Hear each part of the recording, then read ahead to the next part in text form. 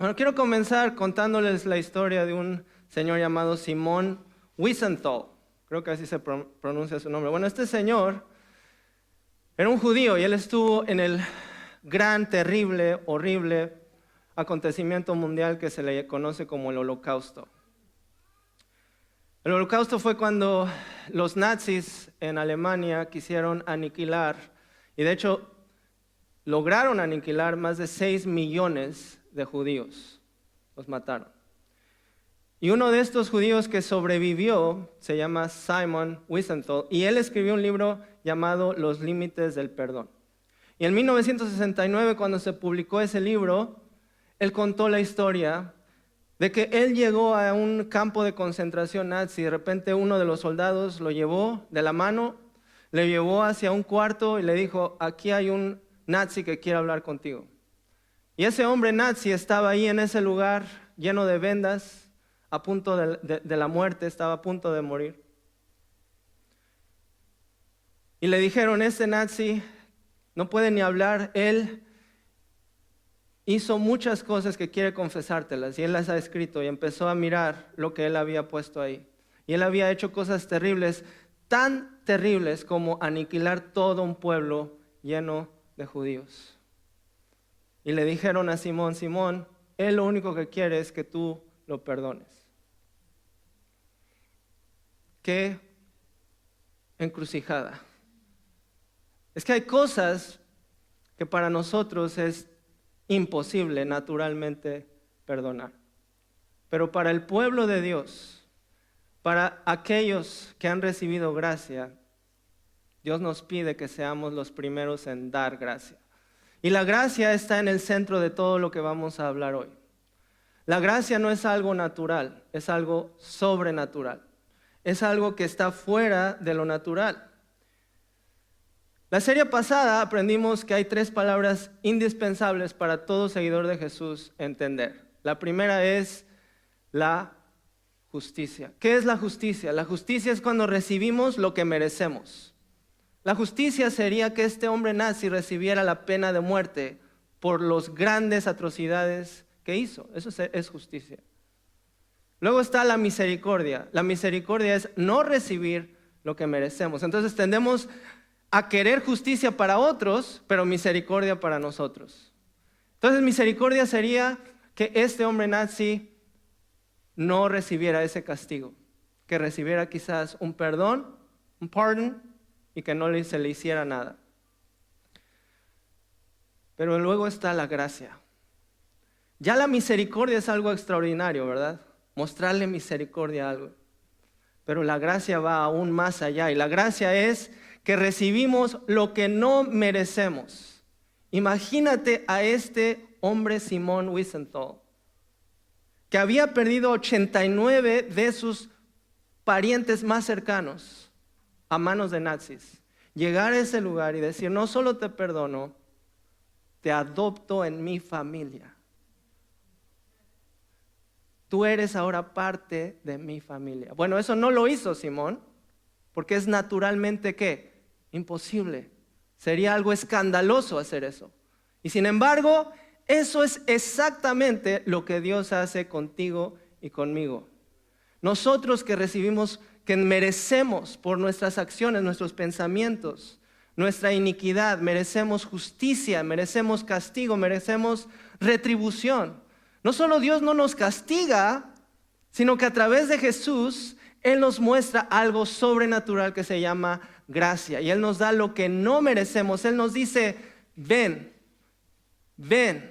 regresa a casa. Ahora tú vas a ser hijo, aceptado, adoptado, amado incondicionalmente. La gracia es recibir algo sobrenatural, lo que no merecemos. Entonces, al estudiar durante toda esta serie, Encuentra tu camino de regreso a Dios, la historia más conocida que Jesús contó sobre este hijo, el hijo perdido, el hijo pródigo, hemos notado varios despertares que son cruciales en entender no solo nuestro camino de regreso a Dios inicialmente, como hijos perdidos, sino también nuestro despertar y regresar a casa en lugares y en puntos en nuestra vida y en nuestra mente donde todavía estamos lejos de la casa de nuestro Padre. Y esos despertares son estos. La primera semana vimos que lo primero que tenemos que hacer es despertar a entender que todos tenemos un anhelo. Tenemos anhelos. Tenemos necesidades de ser satisfechos en varios lugares que Dios ha puesto ahí. Pero esos anhelos nos pueden llevar lejos de Dios a buscar satisfacerlos en lugares donde vamos a quedar insatisfechos, o nos pueden llevar más cerca de Dios, a encontrarlos en el diseño y la fuente de vida que es Dios. Después aprendimos que también tenemos que despertar al lamento y al hecho de que cuando entramos a buscar anhelos en cualquier área de nuestra vida que no son en Dios, vamos a lamentar.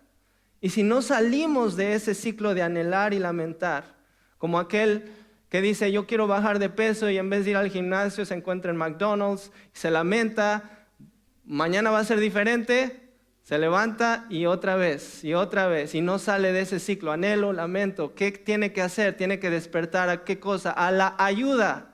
Necesita ayuda, necesitamos ayuda para poder salir de ese ciclo del anhelo y lamento. Entonces nuestro despertar a la ayuda es saber que la ayuda tiene un nombre y ese nombre es Jesús. Y cuando despertamos a la ayuda, entonces podemos recién empezar a despertar algo que se llama el amor incondicional.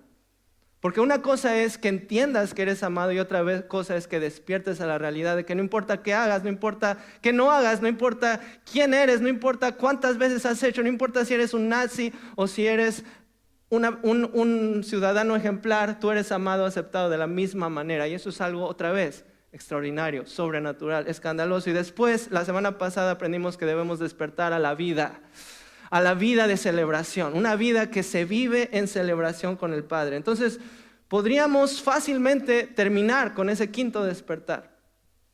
Pero la realidad es que Jesús, por algo, termina su historia más conocida del Hijo Pródigo con una advertencia final.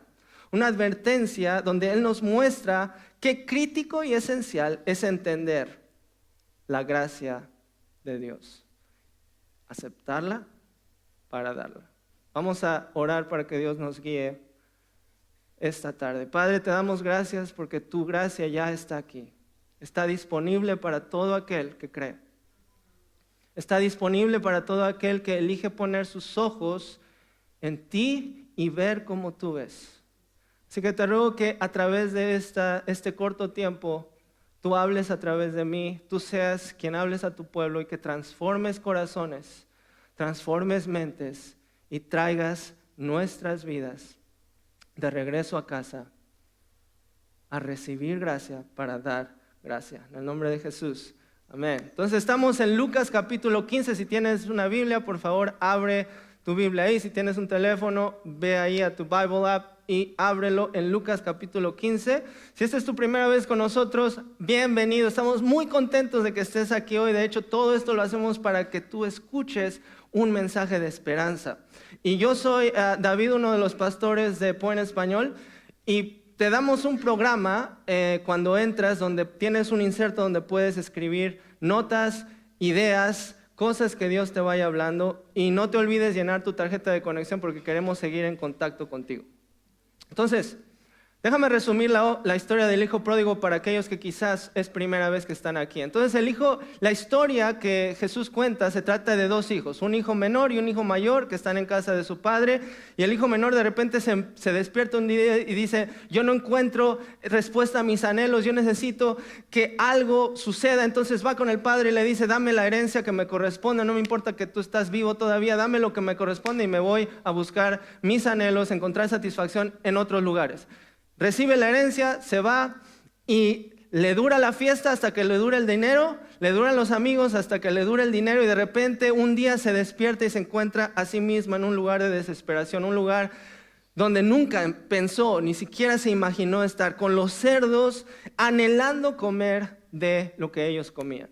Y ahí despierta a la realidad que necesita ayuda y va, regresa a la casa de su padre y mientras camina se da cuenta que el padre está mirando hacia el horizonte, esperando recibirlo. Sale corriendo, humillándose a sí mismo porque un padre en esa época nunca corría, y menos con una túnica. Entonces se levanta la túnica, sale corriendo, lo protege de todo el pueblo que quería hacerle básicamente ritual para decirle no estés bienvenido aquí. Lo protege, lo regresa, lo abraza, lo besa, así oliendo a rayos, lo abraza, lo besa y luego le dice, ¿sabes qué? Creo que todavía no has entendido que yo quiero que seas mi hijo, porque él le dice, yo solo puedo ser uno de mis jornaleros. Básicamente le pide por misericordia.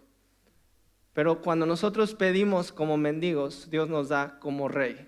Y Él nos da no solo misericordia, nos da gracia. Y Él dice, tú eres mi hijo y ahora te voy a dar una túnica, un anillo y sandalias para que entiendas tu identidad. Tu identidad está segura aquí, conmigo. Y entonces hace una fiesta y le invita a todo el pueblo a que celebre con él y mata el ternero engordado, el que estaban guardando para esa fiestota, para Navidad, para un día especial. Ese lo matan, hacen una fiesta, invitan a todos y empiezan la fiesta, empiezan a celebrar en grande. Y entonces la historia cambia de perspectiva y ahora vamos a verla desde el punto de vista no del hijo menor, sino del hijo mayor. Entonces acompáñame al versículo 25 del capítulo 15 de Lucas. Jesús nos cuenta esto. Jesús dice, mientras tanto, esto todo estaba pasando, la música, la algarabía, todo el pueblo reunido. Dice, mientras tanto estaba pasando eso, el hijo mayor estaba ¿qué? Estaba trabajando en el campo, estaba haciendo algo bueno. Y dice que cuando regresó, él oyó el sonido de música y de baile. No sé cómo escuchas el sonido de baile, pero debió haber sido una gran fiesta. Y preguntó a uno de los sirvientes que qué pasaba. Y le dice, tu hermano ha vuelto y tu padre mató el ternero engordado. Celebramos porque llegó a salvo. El hermano mayor se enojó y no quiso entrar. Así que el hermano menor está trabajando, está haciendo lo que debía hacer, aquel que fue fiel, aquel que no se desvió, aquel que hizo lo que debía hacer día tras día, sacrificándose una y otra vez en los campos con el sudor de su frente, ganándose lo que él esperaba sería el amor de su padre. Y de repente a lo lejos escucha toda esta algarabía y todo, y de repente quizás está pensando, tal vez mi papá me ha preparado un gran festín, por fin va a reconocer que él, qué bien, qué buen hijo soy, no como aquel que se fue. Yo soy el buen hijo, el trabajado duro. Y al acercarse a uno de los siervos le pregunta, ¿qué está pasando? De repente está ya listo para ¿cómo se dice? Para fingir asombro, decir, sí, me están haciendo una fiesta. Y de repente le dice, no, la fiesta es para tu hermano. ¿Y qué pasa? Entra en shock. Es incomprensible. ¿Qué está pasando aquí? Entonces la Biblia nos dice que el siervo le dice, tu hermano ha vuelto, tu padre mató el ternero engordado y celebramos porque él llegó a salvo. Algo incomprensible, totalmente escandaloso. ¿Cómo es posible que este padre haya perdido la cabeza y esté celebrando a alguien que trajo tanto daño a mi vida? Y es que seguramente el hijo mayor tuvo no solo que hacer su trabajo, seguramente tenía que hacer el trabajo del hijo menor también. Y no solo eso, tenía que ver a su papá todos los días saliendo a la puerta de su casa y mirando al horizonte. Y se perdió parte de su vida, parte de lo que él quería ser. Y entonces todo ese tiempo tenía algo adentro. Un enojo que estaba empujando, y estaba tratando de decir, no, yo voy a seguir fiel, un día me van a reconocer, un día, y de repente pasa todo lo contrario y eso destapa todo ese enojo.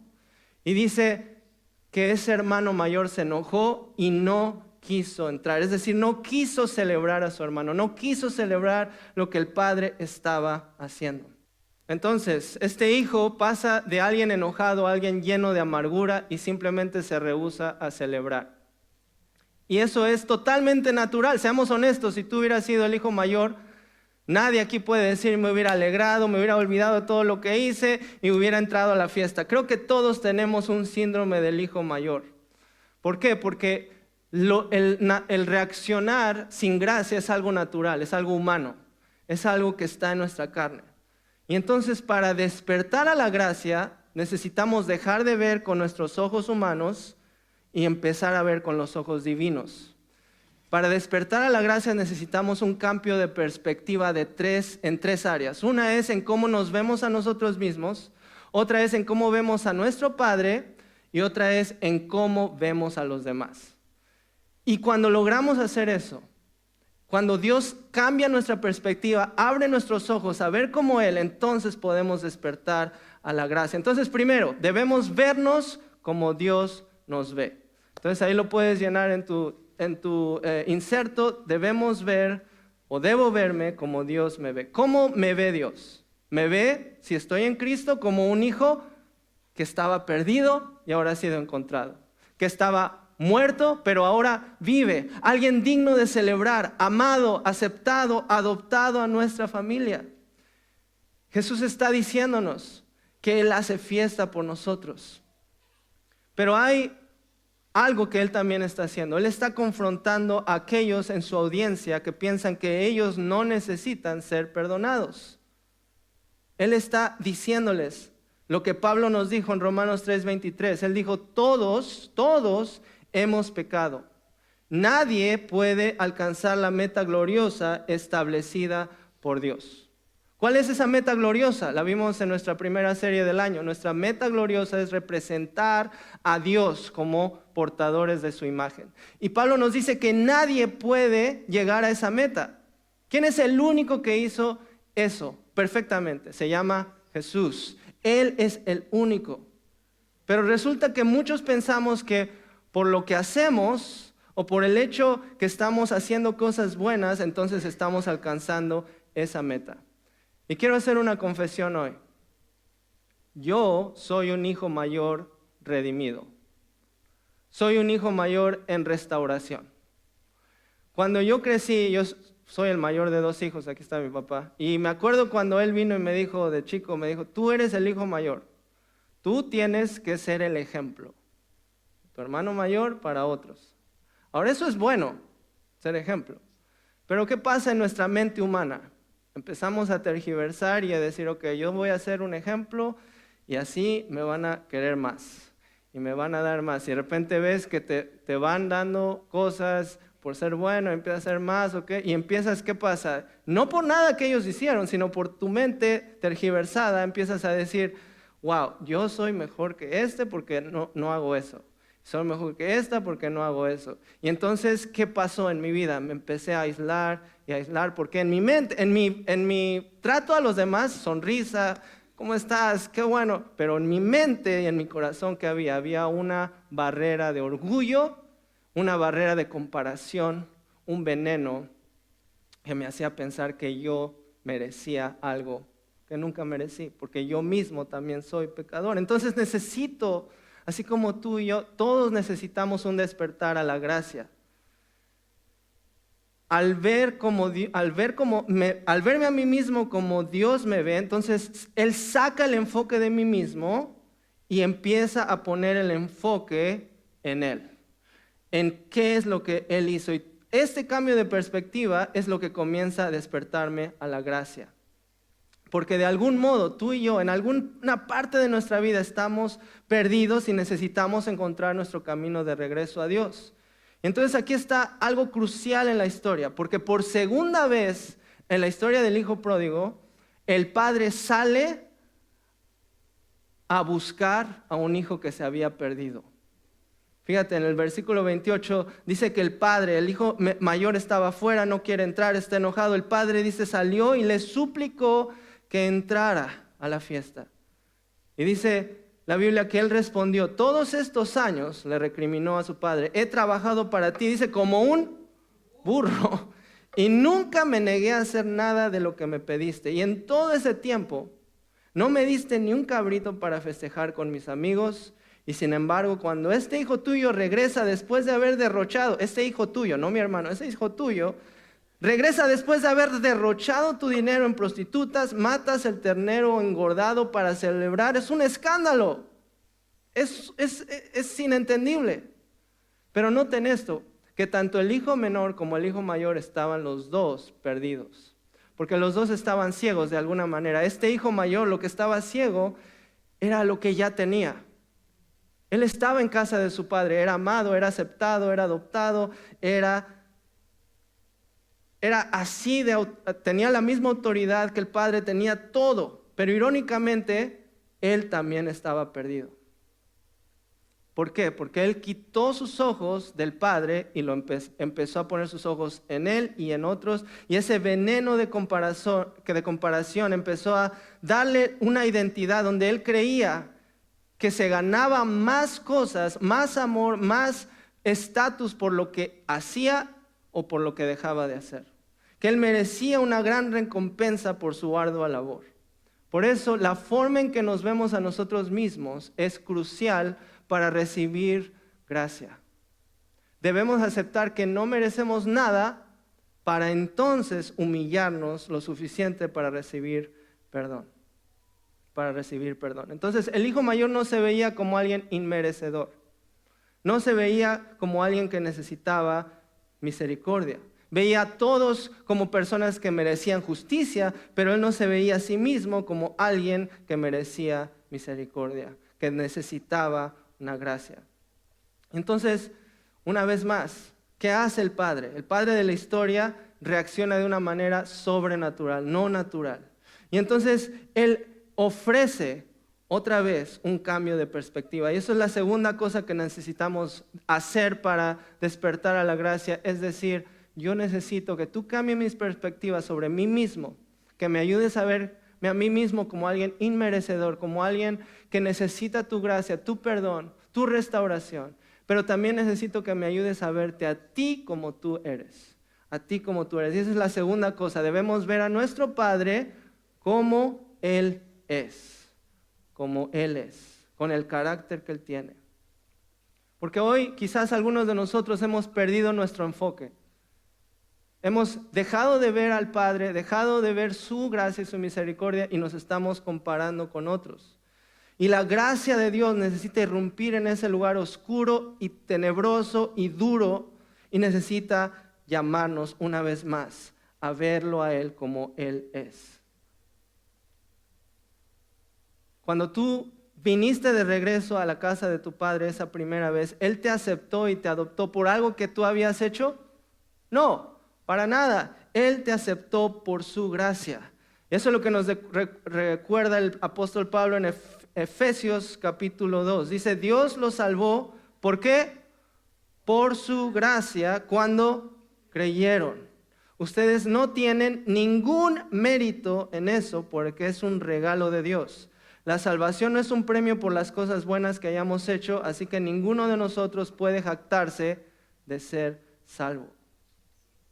Necesitamos ser honestos en cuánto necesitamos la gracia, en qué depravados somos, porque quizás no somos judíos que hemos aniquilado todo un pueblo entero, pero sí hay cosas que hemos hecho que han traído aniquilación, que han traído dolor, que han traído muerte a otras personas. Hay palabras que hemos hablado, que seguimos hablando, ni siquiera nos damos cuenta. A veces hasta lo hacemos a propósito. Hay cosas, hemos robado la confianza de otros, hemos tratado a otros con desprecio, hemos herido, hemos mentido. Nuestro corazón es depravado hasta el núcleo y quizás si tuviéramos el mismo poder y autoridad de un nazi, no haríamos solo lo que ellos hicieron, haríamos cosas hasta peores. La Biblia dice que no hay justo ni aun uno, no hay nadie que haga lo bueno, no hay ni siquiera uno. La gracia de Dios es escandalosa, ¿por qué? Porque aún a pesar de esa realidad, Él nos adopta, nos invita, nos da como rey. No solo nos da misericordia, nos da gracia. Sí, quizás hoy tú entraste en este lugar como alguien ciego a esta realidad, pensando que Dios te ama más por las cosas que sí haces o por las cosas que no haces. Y estás mirando a otros y dices, bueno, yo no soy tan malo porque ellos hacen esto y eso, y yo no hago eso. O quizás por lo que sí haces, yo sirvo en la iglesia, yo doy mi diezmo, yo hago esto, entonces yo merezco más. O Dios me va a escuchar, o Dios me va a hacer lo que yo le pido. Y aún a pesar de esa realidad, porque yo lo viví, de que estás haciendo las cosas que debes hacer y no haciendo las cosas que no debes hacer, igual sigues con un sentido de insatisfacción. quizás de amargura, o lo mejor de los casos, entumecido al amor y a la gracia de Dios para otros. Cuando Yareli, ¿verdad? Cuando Yareli se bautizó la semana pasada, ¿celebraste? ¿Te alegraste? ¿Estuviste atento a lo que Dios estaba haciendo? ¿O quizás estabas simplemente en lo tuyo y entumecido a la gracia que Dios estaba dando en ese momento? Dejemos que la gracia de Dios hoy descongele nuestro frío corazón y nos dé luz y nos dé el regalo de ver a Dios como el Padre de gracia amoroso que es, para no perdernos lo que Él está haciendo aún en medio de nosotros ahora mismo, aún en nuestro propio corazón. Entonces te quiero dar una palabra de esperanza, a ti y a mí, porque todos estamos ahí. Necesitamos esas palabras que el padre le dice al hijo mayor en el versículo 31, le dice, mira querido hijo, así le responde, así le llama tiernamente, le dice, mira querido hijo, tú siempre has estado a mi lado y todo lo que tengo es tuyo.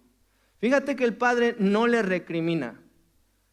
Yo en lo particular soy bueno en recriminar. Yo te dije, ahí está, te está haciendo así, Yo soy bueno en decir, mira, te lo dije. También mi papá sabe, te lo dije, mira lo que hiciste. Pero el padre no es así. El padre, ¿qué hace?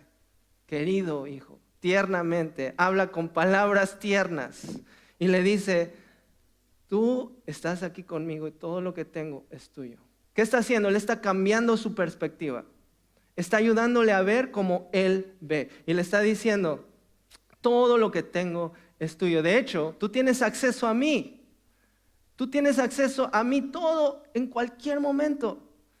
En cualquier momento. Te quiero invitar a hacer lo mismo, a empezar a cambiar de perspectiva y a saber que no importa lo que hagas o lo que no hagas, si tú estás en casa de tu Padre, tú tienes acceso a la presencia que cambia y transforma todas las cosas, a la presencia de Dios que es capaz de traer libertad a todos nuestros lugares de esclavitud.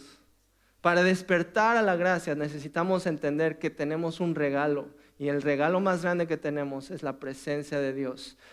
Somos hijos adoptados, somos hijos aceptados, abrazados, amados.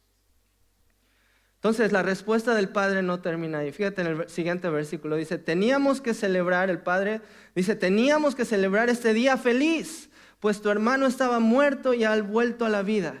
Estaba perdido y ahora ha sido encontrado. Y así termina esta historia. Jesús quiere que recuerdes que tú también estabas perdido y ahora has sido encontrado, que estabas muerto y ahora vives. Ahora, por la gracia de Dios, tienes una vida eterna. Porque para poder dar gracia, primero necesitas recibir gracia. La gracia es algo sobrenatural porque tú no lo produces. Naturalmente, tú no produces gracia. Recientemente, Basti me está haciendo tomar unas vitaminas, vitamina D, otras vitaminas, colágeno, no sé qué cosas. Sí. ¿Por qué? Porque ¿qué pasa? Nuestro cuerpo no produce ciertas cosas, por eso necesitamos comer frutas y verduras, no producimos eso naturalmente. Entonces necesitamos algo sobre de lo que hacemos y consumimos normalmente para poder vivir mejor. De la misma manera, tú de tu interior no vas a producir gracia. Lo más que puedes hacer es producir misericordia y eso ya es decir mucho. Pero para recibir gracia, primero necesitas despertar a la gracia para ti, disponible para ti, aceptarla y vivirla. Y entonces, y solo entonces vas a despertar a la tercera cosa. Que dar gracia es recibir gracia una vez más. Dar gracia es recibir gracia una vez más. Y entonces eso te lleva a ver a otros como Dios los ve. Ese es el tercer cambio de perspectiva. Ver a otros como Dios los ve. Personas caídas, personas con deficiencias, personas con muchas cosas que aprender, pero que también necesitan gracia. Quiero decirte algo, quizás esto puede darte shock, pero ni el pastor, ni yo, ni Miguel, ni nadie de los que están aquí somos perfectos en ninguna manera. Somos personas como tú y yo que estamos creciendo, aprendiendo, metiendo la pata por aquí, por allá, diciendo cosas que no debíamos decir. El viernes estuve jugando fútbol Y empecé a decir, no, que ahí es Real Madrid y somos Manchester City. Están ahí. Y me sentí mal de decir ciertas cosas. Después dije, están ahí cazando goles, no se mueven ahí. O sea, ¿qué estoy diciendo? Después, el punto es que estamos contigo. No somos nada especial. Estamos en lo mismo, nos necesitamos. Por eso, iglesia, necesitamos ser una comunidad, necesitamos ser iglesia, no hacer iglesia. Eso es a lo que Dios nos está llamando a hacer. Y quiero compartirte mi sueño, mi anhelo, mi deseo para nuestra iglesia. Es que seamos una comunidad que respire grandes cantidades del oxígeno de la gracia. Que en este lugar se respire la gracia de una manera que sea evidente, que cuando alguien pase por esas puertas se sienta totalmente amado, aceptado, se sienta como en casa, sea que venga de un país totalmente como enemigo al nuestro, ¿no? A los peruanos, los chilenos, o a los mexicanos, los americanos, no sé qué otras rivalidades pueden haber, pero en el pueblo de Dios tiene que haber un oxígeno de la gracia, que es lo que nos mueve. Y cuando veo a alguien diferente a mí, no voy con los míos, que es fácil, voy con aquel que no tengo mucho en común. Voy a aquel que es diferente de mí. Voy a aceptarlos, voy a amarlos. Y eso es riesgoso. Amar a alguien es riesgoso. Si no, ¿cuándo fue la última vez que le pediste a alguien salir contigo? Si recuerdas cuándo fue la última vez que te rechazaron. Algunos recibieron bastante rechazo. Otros no tanto, porque simplemente como yo no le decíamos a nadie nada. Pero el punto es que es riesgoso amar, es riesgoso, porque puedes recibir heridas, puedes ser rechazado. Pero cuando tú te abres a aceptar que desesperadamente tú necesitas gracia, dar gracia, aceptar, amar como Dios te ama, empiezas a verte a ti mismo como alguien inmerecedor, a ver al Padre con alguien con un carácter de total amor y aceptación, y a ver a otros como personas creadas a la imagen de Dios, como tú y como yo. Y empiezas a ver a las personas que están dirigiendo aquí arriba como simplemente personas que tienen un regalo diferente al tuyo. No especiales, no más importantes, sino que todos tenemos diferentes regalos. Y no necesitamos para crear una comunidad de personas que traen gracia sobrenatural a este mundo. Y entonces podemos correr al Padre, recibir gracia y dar gracia. Es tiempo, iglesia, que Dios cambie nuestra perspectiva y que empecemos a ver como Él ve. Solo a través del poder del Espíritu Santo podremos ser la iglesia que Él nos ha llamado a ser. Entonces estos son nuestros siguientes pasos para hoy. Son muy simples. Dejemos de juzgar y empecemos a aceptar. Y eso primero me lo digo a mí, créanme que primero me lo digo a mí. Yo entendía la gracia de una manera teórica. Y yo ya he contado mi historia aquí desde este lugar muchas veces en estas semanas. Pero el hecho de que yo tuve que pasar por algo donde necesité recibir gracia y la experimenté de muchos de los que están aquí y de toda la iglesia Point, fue algo que me enseñó a dar gracia.